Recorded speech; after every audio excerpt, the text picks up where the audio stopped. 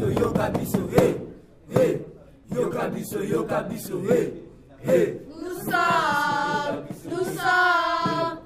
sommes les enfants reporters du Congo. Quant à moi, je m'exprime. Pourquoi pas toi, mon frère? Yoka biso, hey, hey. Yoka biso, hey. Yoka biso, hey, hey. Yoka biso, hey, hey. Nous sommes les enfants reporters du Congo. Quant à moi, je m'exprime. Pourquoi pas toi, mon frère? Yoka biso, hey, hey. Yoka biso, hey. Yoka biso, hey, hey. Yoka biso, hey, hey. Nous sommes les enfants. La voix de l'enfant Pour un Congo digne des enfants.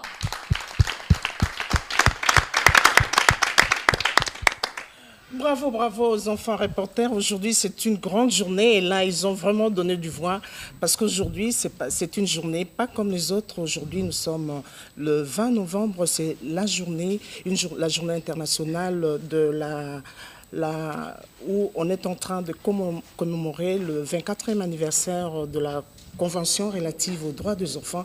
Eh bien, cette journée vous dit, puisque c'est avec toi que je fais cette émission spéciale pour une journée spéciale, cette convention, c'est un document très important pour les enfants, il vous dit.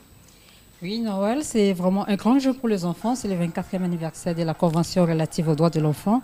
Et aujourd'hui, c'est un grand jour pour les enfants parce qu'aujourd'hui, encore une fois, les enfants veulent parler, veulent faire entendre leur voix sur les différentes violences dont ils sont victimes.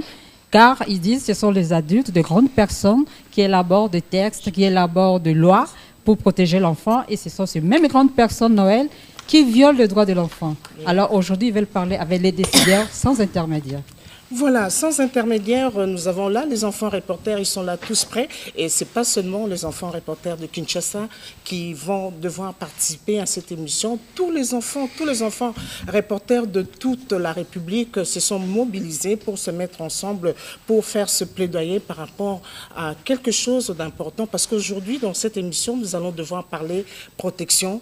Nous parlerons protection, les enfants ont droit à la protection. Et aujourd'hui, si nous allons parler protection, parce que cette journée du 20 novembre, aujourd'hui, les Nations Unies ont dit que toutes les nations doivent tout faire pour arrêter les violences qu'on fait à l'enfant. Et ici au Congo, nous avons dit que nous allons parler de l'enfant et les conflits armés.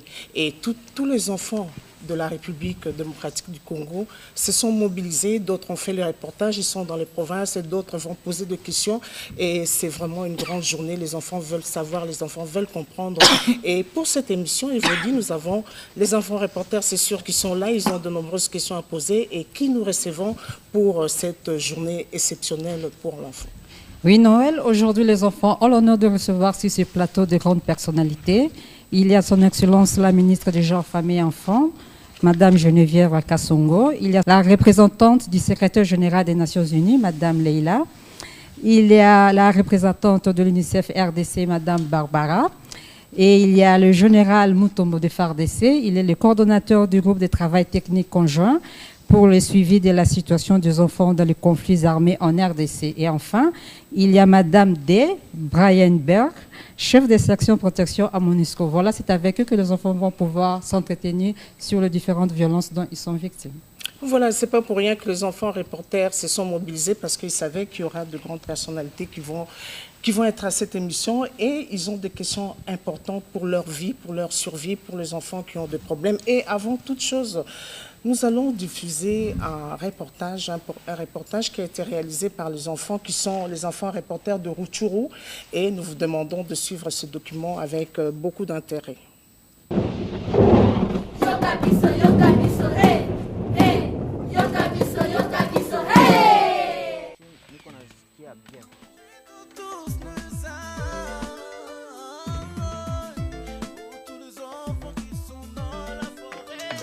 Zangu sawa walikufaka ni ugonjwa J'étais encore trop petit quand mes parents sont morts. Je n'ai pas eu la chance d'aller à l'école. Quand je sortais du camp pour rentrer à la maison, les rebelles du M23 faisaient transporter leurs effets. Ils m'ont pris, ils m'ont fait transporter leurs bagages. Arrivés, ils nous ont fait porter leurs tennis par force, nous avertissant que celui qui refuse va mourir. C'est après plusieurs jours que j'ai eu la chance de fuir. Arrivé dans mon village, j'ai intégré le groupe de l'autodéfense. Quand les FARDC sont arrivés, ils nous ont tous désarmés, mais nous avons été arrêtés par certains militaires.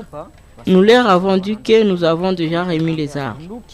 Ils ont appelé leur chef pour vérifier et enfin j'ai été libéré. Nous intervenons dans la sortie et la prise en charge transitoire des enfants sortis des forces et groupes armés, mais aussi dans la réintégration socio-économique des enfants sortis des forces et groupes armés en territoire de Rutshuru. Cet enfant a fui. Quand le M23 était à des bandades, il a fui. Il s'est caché dans la maison au niveau de Rugari.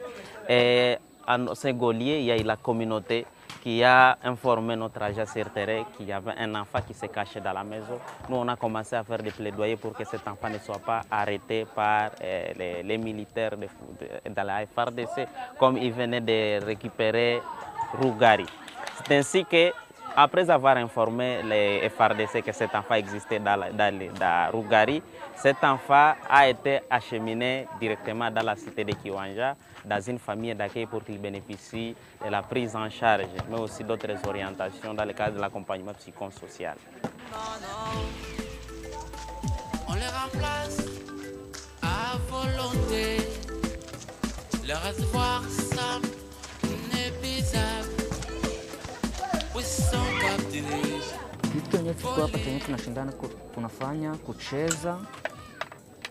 Ici, dans ce centre, nous passons notre temps à jouer, à chanter et certains apprennent le métier. C'est un beau lieu parce qu'on nous apprend comment réintégrer la société et bien vivre avec nos familles. Je te prie pas des hommes armés qui voulaient m'enrôler dans leur armée. Je leur ai répondu non car je savais que l'âme dit les hommes. À cause de cette réponse, je ne méritais pas la bouffe mais des Ici à Kiwanja, je vis dans une famille d'accueil et on m'y traite bien. J'ai accueilli cet enfant chez moi pour faciliter son réintégration dans la communauté. En plus, quand on discute à la maison, il nous raconte les difficultés qu'il a vécues. Et ça nous permet de donner des conseils aux autres enfants qui sont à la maison.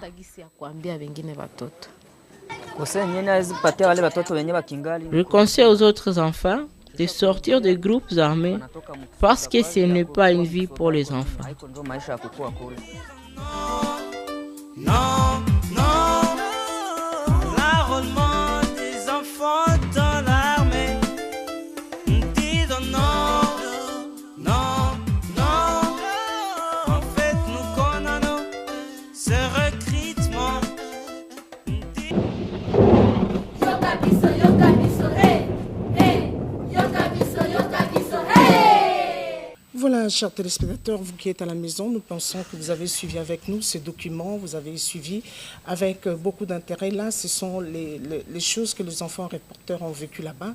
Mais nous allons revenir ici sur le plateau pour pouvoir, en premier lieu, avant que les enfants reporters ne puissent vous poser des questions, nous allons pouvoir vous demander votre commentaire par rapport au film que nous venons de suivre. Ce reportage a été réalisé dans le Rutshuru, c'était la semaine dernière. S'il vous plaît, Madame Geneviève, si vous pouvez réagir aux documents que nous venons de suivre. Je crois que c'est triste, hein? C'est vraiment triste de savoir des enfants qui ont été enrôlés de force au sein des groupes armés. Et il y a une grave conséquence sur toute leur vie. Ils sont malheureusement des milliers que nous ne pouvons voir parce qu'ils sont généralement enrôlés dans les forêts et dans les milieux les plus reculés. Nous appelons de tous nos voeux la paix, la stabilité et la sécurité. Et je crois que c'est une occasion aussi qui nous est donnée ici pour sensibiliser toute la communauté, qu'elle soit nationale qu'internationale, sur la fin de l'enrôlement des enfants au sein des groupes armés. Il ne faut vraiment pas que les enfants payent le lourd tribut des intérêts dont ils ne sont pas bénéficiaires. Ils ne sont que des victimes. C'est triste et c'est malheureux. Et je me réjouis quand même qu'aujourd'hui, les reporters, les jeunes qui sont devant moi, ou ceux des Goma ou d'ailleurs, peuvent désormais se rendre à Kiwanja, à Rutshuru, et je pense que c'est une très bonne chose. Mais vraiment, vraiment, nous sommes interpellés comme pouvoir public, comme communauté nationale et internationale, plus jamais d'enrôlement des enfants au sein des groupes armés, parce que la place des enfants, c'est en famille, ce n'est pas dans une milice, ce n'est pas dans un groupe armé. Merci bien. Madame Leila, qu'est-ce que vous dites par rapport à notre reportage? Je pense qu'on nous rappelle encore une fois que là où il y a la guerre, là où il y a l'instabilité, l'insécurité, les enfants sont toujours affectés. Les enfants payent, comme l'a dit Madame la Ministre, un lourd tribut, et c'est une injustice qui est faite à nos enfants parce qu'on les prive de leur enfance, de leur jeunesse, mais c'est une injustice faite les générations futures, parce que c'est eux, les hommes, les dirigeants, les chefs de demain, et donc il faut qu'on leur permette de vivre leur enfance, il faut qu'on les aide à se préparer pour justement assurer le développement de la RDC. Je pense que ce qu'on voit ici nous rappelle quand même que les enfants qui sont associés avec les groupes armés, ce ne sont pas des enfants qui veulent y aller. Souvent, ils sont forcés. Et souvent, et moi je l'ai vécu quand j'étais ici, les enfants, dès qu'ils ont une opportunité, au risque et au péril de leur vie, avec tous les dangers qu'ils encourent, ils fuient. Et dès qu'ils trouvent une possibilité, une base de la MONUC, des gens qui peuvent leur assurer la protection, ils fuient et ils essayent de ne pas rester dans les groupes armés. Ça veut dire quoi? Ça veut dire que dans ces groupes armés, les enfants, ils n'ont pas le bonheur. Ça veut dire qu'ils subissent la violence. Ça veut dire que non seulement ils les recrutent, mais aussi on leur fait subir toutes les atrocités. Vous avez entendu. Vous devez prendre les effets des troupes. Si vous n'arrivez pas, on vous bat. Il y a les risques et la peur parce que c'est la guerre. Donc il y a beaucoup de choses qui se passent et il faudrait absolument qu'on soit conscient que ce n'est pas pour le plaisir et ces enfants sont victimes. Quel que soit ce qui se passe, il faudrait qu'on s'en occupe pour les réintégrer. Et c'est un bonheur de voir que des familles les réinsèrent. Merci bien. Madame Barbara, qu'est-ce que vous nous dites par rapport à notre film? Merci beaucoup. Évidemment, je me joins ma voix à celle de Madame le ministre et à Leila pour souligner qu'en effet, on voit encore une fois que dans les conflits, les premières victimes et les victimes les plus nombreuses et les plus affectées, ce sont les enfants. Mais je peux peut-être aussi dire ici qu'il y a quelque chose de, en même temps, très émouvant, parce qu'ici, c'est les enfants du Congo qui montrent ce que certains de leurs compatriotes, enfants compatriotes, sont en train de vivre. Et ça, c'est nouveau. C'est vous, avec la RTNC, qui donnez voix aux enfants eux-mêmes pour permettre de montrer qu'est-ce qui marche, qu'est-ce qui ne marche pas, comment les choses devraient marcher. Et donc là, vraiment, je pense que c'est une chose qui donne droit à être optimiste. Il y a, ensemble avec la paix qui semble graduellement maintenant revenir avec des opportunités très belles, comme on a vu ici à Rutshuru, aussi les enfants qui jouent un rôle de protagoniste. Et ça, vraiment, c'est quelque chose qui est très émouvant et qui donne droit à beaucoup d'espoir. Bien, Monsieur Mutombo, qu'est-ce que vous nous dites? Monsieur, vous êtes général, vous occupez des enfants qui sont en situation, quand il y a des situations de conflit armé. Et qu'est-ce que vous nous dites? Vous êtes du FARDC. Qu'est-ce que vous nous dites après avoir suivi ce document? Je commence par saluer le travail que fait ce monsieur qui, sans beaucoup de moyens, se permet de s'occuper des enfants et de leur donner l'occasion, je dirais, de revivre.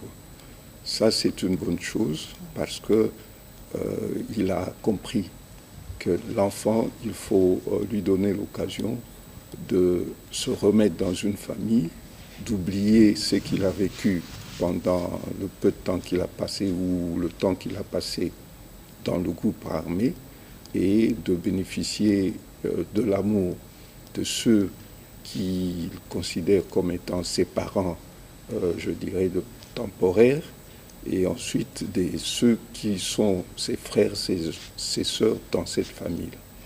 Oui, merci beaucoup. Nous allons terminer avec vous, Madame Di. Qu'est-ce que vous pensez? Je voudrais féliciter les enfants qui ont fait ce film. C'est un film vraiment important. Ça raconte l'histoire d'une personne et ça montre que c'est vraiment une expérience affreuse pour les enfants d'être enrôlés dans un groupe armé. Il faut savoir qu'il y en a des milliers dans ce pays. Et je pense que ce film, et nous tous ensemble, on va travailler aussi pour prévenir que ça se passe. Et on est là pour ça. Et je remercie les enfants encore. Merci bien. Là, c'était le document des enfants de Rutshuru qui ont réagi, mais vous dis ici, sur place, nous avons des enfants reporters qui sont là, qui ont préparé une série de questions et ils veulent faire un plaidoyer par rapport aux violences qui sont faites aux enfants. Et en plus, il n'y a pas seulement ces violences-là, nous parlerons aussi des autres violences que subissent les enfants et nous allons passer la parole aux enfants reporters pour pouvoir poser leurs questions. Oui, Noël, les enfants ont des préoccupations à présenter. Nous avons 2 séries de questions. La première série, nous avons Joël, il y a Victoire, et puis Jonathan, Miradi, et nous allons finir par Jenny. Et là, je précise, Jenny vient de Vision Mondiale. Elle est la présidente du Parlement d'enfants de la commune de Nantes. Voilà. Nous commençons par Joël. Bonjour. Ma première question va s'adresser au général Mutombo. Au fait, nous savons qu'il est interdit aux parents qui travaillent dans les mines d'emmener leurs enfants sur leur lieu de travail. Et pourquoi un parent soldat vit avec son enfant dans un camp militaire? C'est un environnement qui n'est pas propice pour l'enfant. Et en plus, à force de voir ces armes et autres choses comme bombes, l'enfant peut être frustré. C'est aussi, est-ce que ce n'est pas une autre forme de violence? Ma deuxième question, c'est à Madame Leila. Pourquoi les structures internationales attendent que la situation s'empire et que les enfants soient victimes d'une situation donnée pour intervenir, pendant qu'elles peuvent mettre en place des moyens conséquents pour promouvoir le droit de l'enfant? Et enfin, à Madame D, quelles sont les stratégies mises par vos organisations pour venir en aide aux enfants qui vivent dans les milieux où il y a des conflits armés? Bonjour, je réponds au nom de Victoire, enfant reporter de Kinshasa.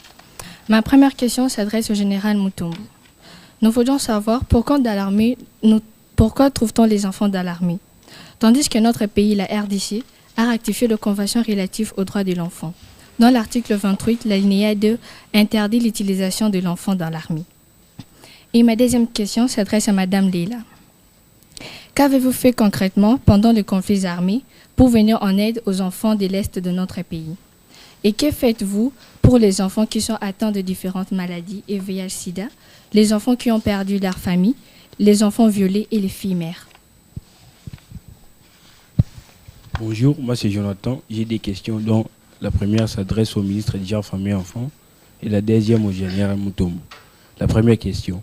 Un grand nombre des enfants sont exploités économiquement. Des activités telles que la vente d'eau, des cigarettes, nettoyage des camions communément appelés lockers, la prostitution, concassage des pierres dans des carrières, moineaux dans des mines. Et tant que ministre du Genre, Famille et Enfants, qu'est-ce que vous faites concrètement pour mettre fin à cette situation? Deuxième question au général Mutombo. La RDC a signé un plan d'action les 4-10 mois 2012 qui a pour objectif de mener des activités en faveur de l'enfant afin qu'on trouve plus jamais des enfants dans l'armée nationale. Qu'est-ce que vous avez déjà mené comme activité dans ce sens? Et pouvez-vous nous rassurer qu'en ces jours, il n'y a aucun enfant dans l'armée nationale? Merci. Bonjour, moi c'est Miradi Zungu. Ma première question sera posée à Madame Barbara. Ma question est celle-ci. Quand vous rendez les enfants dans leur famille, croyez-vous qu'ils pourront oublier tout ce qu'ils ont vécu au cours de la guerre? Et est-ce qu'il y a un temps de morale pour ces enfants parce qu'ils ont vu soit leurs parents tués soit leurs membres de la famille tués, ou leurs amis tués, ou soit ils ont tué eux-mêmes, car cela peut causer un traumatisme, peut causer la peur, peut causer la haine, peut causer l'esprit de vengeance, et ainsi de suite. Ma deuxième question va se poser au ministre du Genre, Famille et Enfants. La question est celle-ci. À la République démocratique du Congo, le viol est devenu une monnaie courante. Et il y a beaucoup de ONG qui s'occupent de ces cas de viol. Mais nous ne voyons pas de grands changements. Est-ce que ces ONG travaillent-ils pour la vie de ces enfants ou pour leurs propres intérêts de business? S'il vous plaît, Madame la Ministre, est-ce que vous contrôlez ces ONG? Bonjour. Moi, j'ai deux questions que je vais poser au général Mutombo. Ma première question est celle-ci. Est-ce que l'armée, pendant les guerres, tient-il compte des enfants qui sont dans les groupes armés adverses ou le tuent? Dans le cas où elle les protège, comment procède-t-elle pour le protéger? Ma deuxième est celle-ci. Dans notre pays, nous avons l'habitude, pour restaurer la paix, d'intégrer dans l'armée nationale les groupes armés où il y a même les violeurs. Et pourtant, dans les plans d'action, il est interdit de recruter des violeurs. Comment justifiez-vous cette situation? Voilà, Noé, ce sont là les questions des enfants. Voilà, c'est la série de questions qui vous a été posée. Nous pensons que vous êtes prêts. Les enfants vous ont posé des questions et nous attendons les réponses. Nous commençons avec vous, Madame la Ministre. De nombreuses questions vous ont été posées. Oui, merci. Je voudrais déjà commencer par remercier Jonathan pour sa première question qui m'a été posée. C'est vrai que le gouvernement, avec son partenaire UNICEF et bien d'autres, World Vision et les autres, travaillent de commun accord pour mettre fin au travail des enfants. Et il faut vraiment remercier et féliciter l'initiative, parce que ce que nous sommes en train de faire est vraiment de mettre l'enfant au centre de nos priorités et de le placer devant son propre destin. Je crois que vous avez suivi depuis plusieurs années, avant que les enfants reporters ne soient formés, il y a des adultes qui parlaient à la place des enfants. Et ici, vous avez vu qu'il y a des enfants qui sont descendus à Kiwanja pour interviewer d'autres enfants. Je crois que c'est déjà une façon de les mettre devant leurs responsabilités et de les impliquer à trouver des réponses aux problèmes qui sont les leurs. Miradi a dit qu'il y a des ONG qui travaillent, c'est vrai. Il y a des ONG qui travaillent sur les questions de la promotion des droits des enfants, mais la situation ne change pas. Oui. Est-ce que nous contrôlons ces ONG? Je pense que toute ONG est censée avoir une autorisation du gouvernement avant de fonctionner. Et quand ils sont sur le terrain, nous faisons de notre mieux pour coordonner leurs interventions. C'est vrai qu'il peut y avoir des dérapages. Le pays, il est vaste. Il y a des territoires qui ne sont pas sous contrôle parce qu'ils font objet de différents groupes armés.